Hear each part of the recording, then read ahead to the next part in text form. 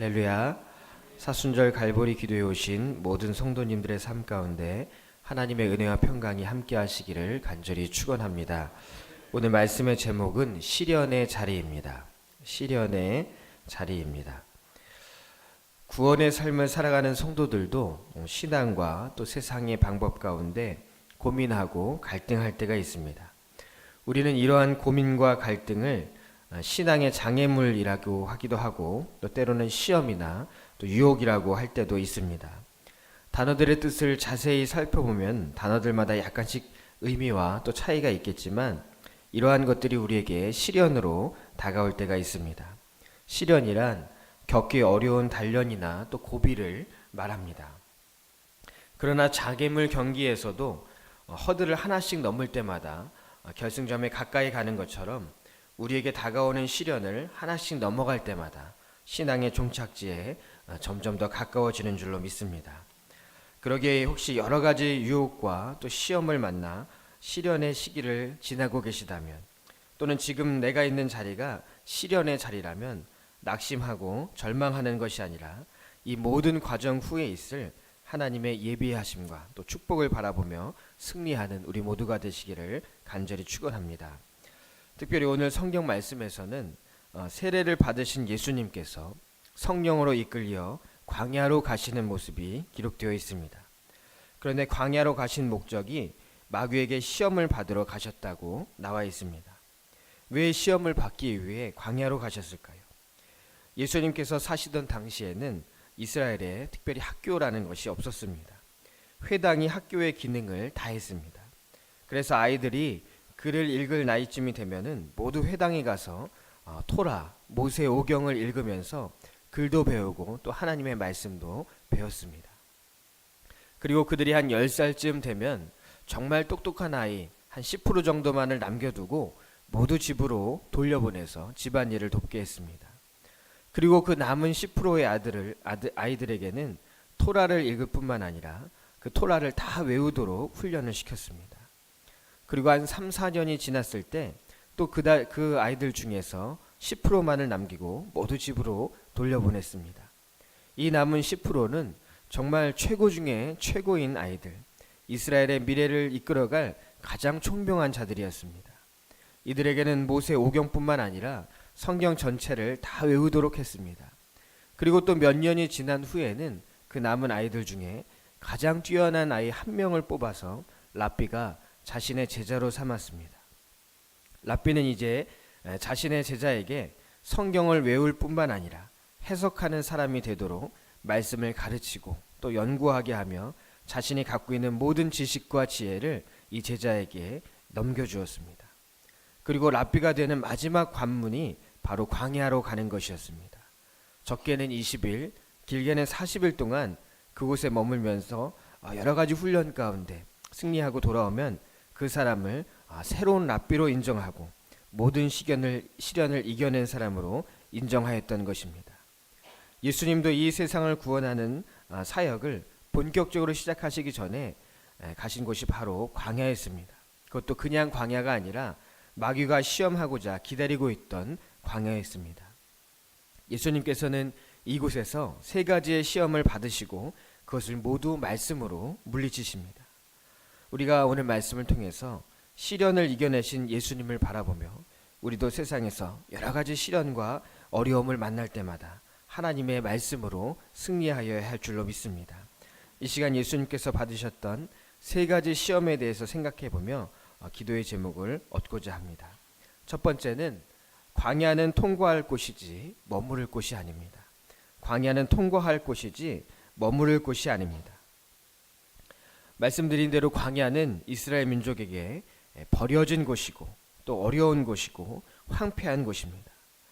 버려진 곳에 가면 나도 버려졌다고 느끼게 됩니다. 고독하고 외로워집니다. 뭐 하나 쉬운 것이 없습니다. 모든 것이 부족합니다. 그러기에 가장 불평할 수 있는 곳이기도 하고 또 반면에 이제까지 내게 주셨던 하나님의 은혜를 생각해보며 감사할 수 있는 곳이기도 합니다. 이것이 바로 광야의 2가지 얼굴입니다. 우리도 인생에서 광야를 만나게 될 때가 있습니다. 바로 시련의 자리입니다. 그런데 어떤 사람은 이 시련의 자리, 인생의 광야를 만났을 때 불평하고 좌절하고 하나님을 원망하는 사람이 있습니다. 그런데 반면에 어떤 사람은 그 자리에서 하나님을 발견하게 되고 또 깨달음을 얻게 되고 더 감사하는 삶을 살게 됩니다. 우리에게 시련이 다가왔을 때 어떻게 대처하느냐에 따라 그 인생이 달라지게 되는 것입니다. 아브라함을 보십시오. 그는 광야의 모래에서 또 광야의 하늘에서 절망과 부족함과 외로움을 느낀 것이 아니라 하나님을 만나고 하나님과 언약을 맺고 복된 민족을 이루는 열국의 아버지, 믿음의 조상이 됩니다. 또 이삭은 어떻습니까? 그도 광야에서 계속해서 우물을 파면서 분쟁이 아니라 온유함으로 많은 축복을 얻게 되었습니다. 또 자신의 이익을 위해 진실한 삶을 살지 못하고 다른 사람을 속이고 상처 주면서 살았던 야곱, 그도 광야에서 꿈을 통해서 새로운 비전을 보게 되고 남을 속이는 자 야곱이 아니라 하나님과 교류어 이긴 자라는 뜻의 이스라엘이라는 영광스러운 이름을 얻게 됩니다. 또 이스라엘의 지도자 모세도 광야에서 하나님의 임재를 경험하고 이스라엘의 지도자로 부름을 받았습니다. 이처럼 광야는 새로운 비전을 발견하고 새로운 존재로 변화되는 곳입니다. 반면에 광야에서 하나님을 더 멀리하게 되고 남을 돕기보다는 나만의 생존을 위해 집착하게 되고 온갖 불평을 쏟아낸 사람들도 있습니다. 바로 애굽을 탈출한 이스라엘 민족이 그랬습니다. 그들의 40년간의 발걸음은 미래를 보고 걷는 감사와 기쁨의 발걸음이 아니라 현실에 집착하는 불평과 불만의 무거운 발걸음이었습니다.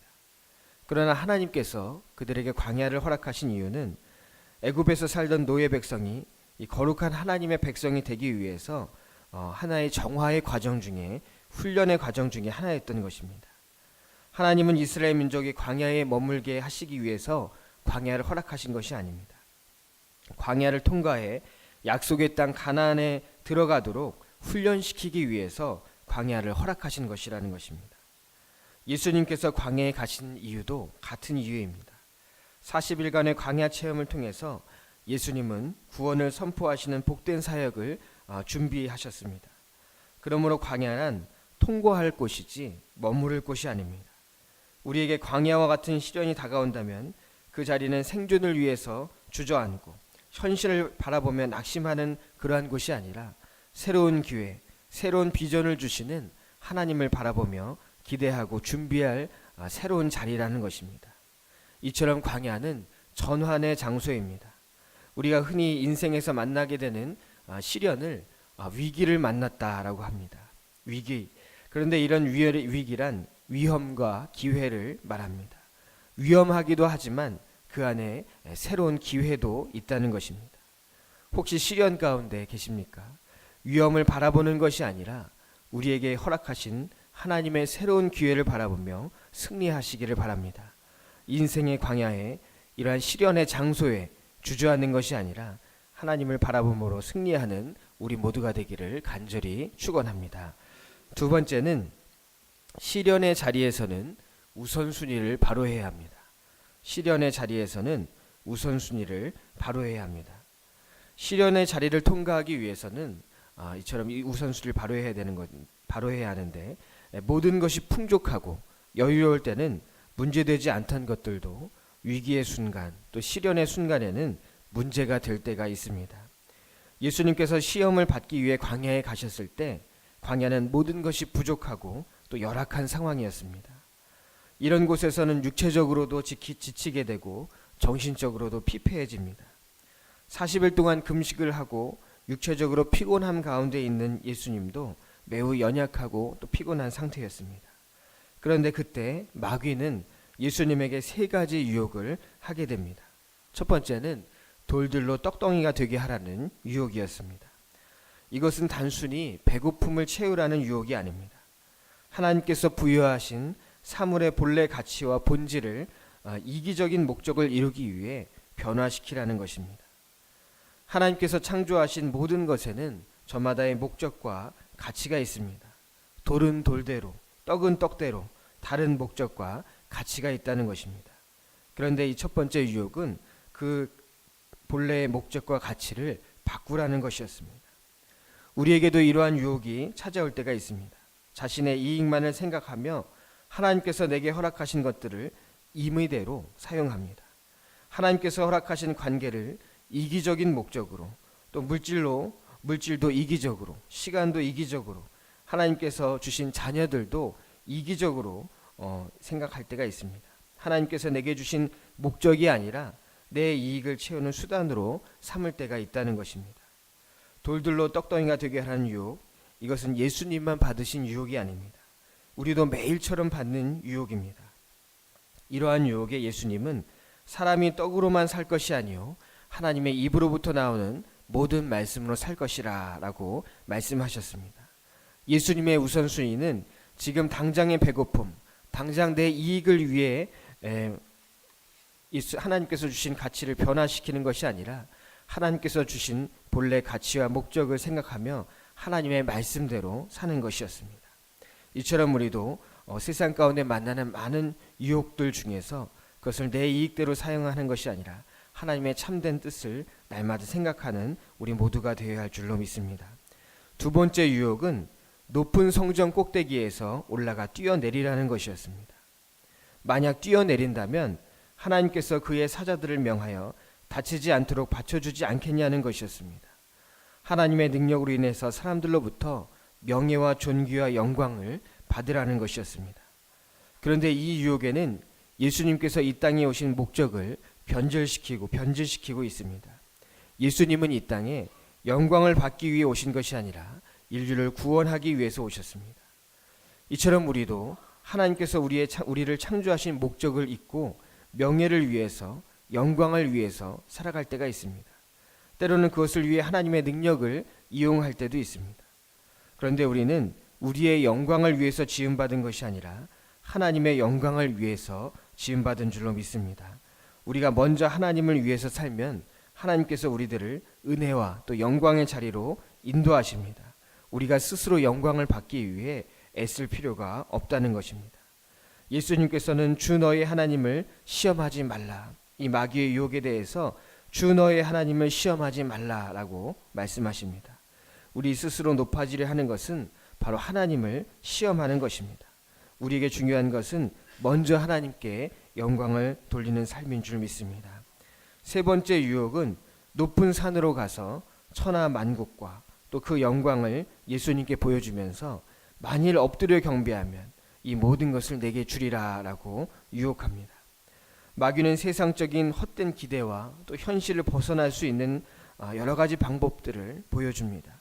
그리고 딱 한 번만 마귀에게 숙이고 들어가기만 하면 모든 것을 주겠다고 합니다. 우리도 세상을 살아갈 때 눈에 보이는 것에 집착할 때가 있습니다. 보이는 것이 전부라고 생각할 수도 있습니다. 쉬운 방법으로 그것을 얻을 수 있다는 유혹에 빠질 때가 있습니다. 그러나 우리는 보이는 것 때문에 진실한 것을, 진리를 보지 못할 때가 얼마나 많습니까? 생텍쥐페리라는 어린 왕자를 지은 사람은 책에서 이런 말을 했습니다. 눈에 보이는 것이 전부가 아니다.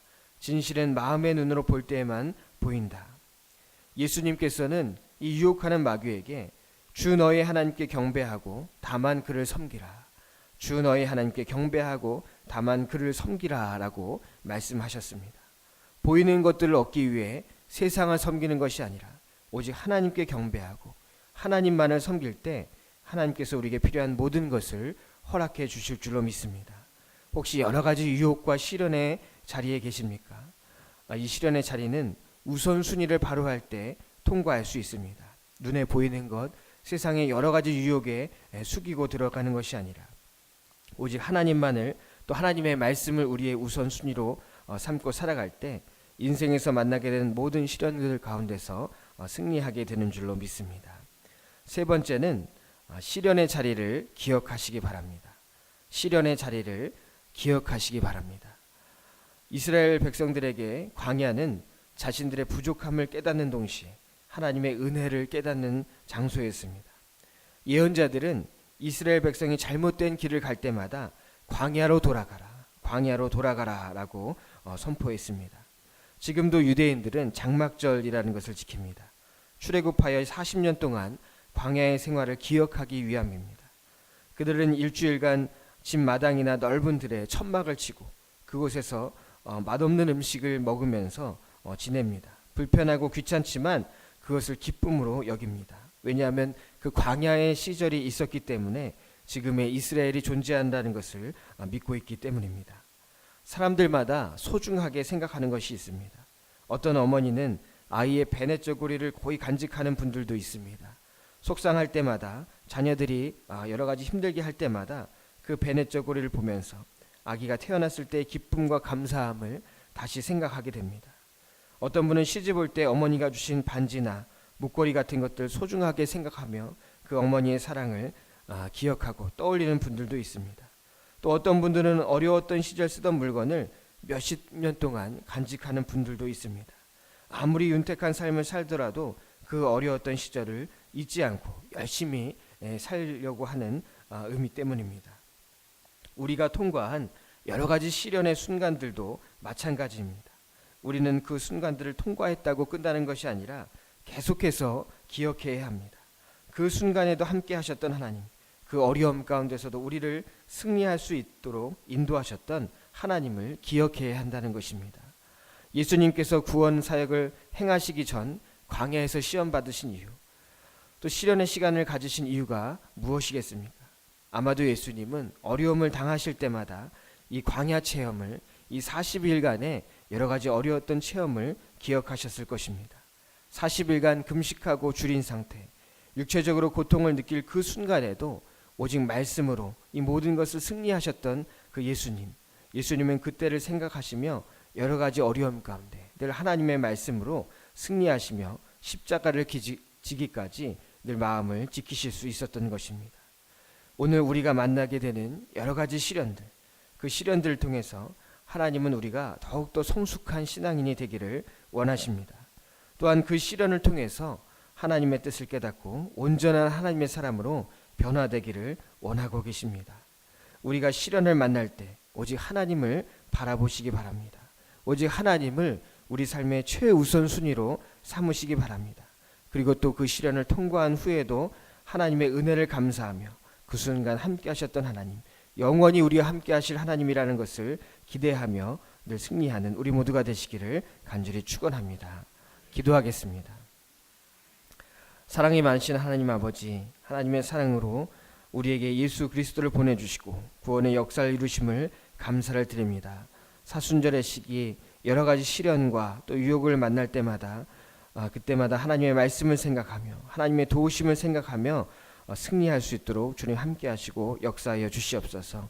매일의 삶 가운데서 만나는 여러 가지 유혹과 고난 가운데서도 능히 이길 수 있는 능력으로 함께하여 주시옵시고 우리 삶의 모든 순간마다 늘 하나님을 먼저 생각할 수 있도록 주님 함께하여 주시옵소서. 오늘 이 시간 간절한 소원들과 함께 드린 귀한 예물이 있습니다. 이 예물 위에 복 주시되 하늘에 속한 신령한 복과 땅에 속한 기름진 축복이 있게 하여 주옵시고 믿음대로 소원대로 하나님의 선하신 뜻 가운데 응답하여 주시옵소서. 기도로 하루를 시작하오니 성령님께서 동행해 주신 하루가 될 줄 믿사오며 살아계신 우리 주 예수 그리스도의 이름으로 감사하며 기도하옵나이다. 아멘.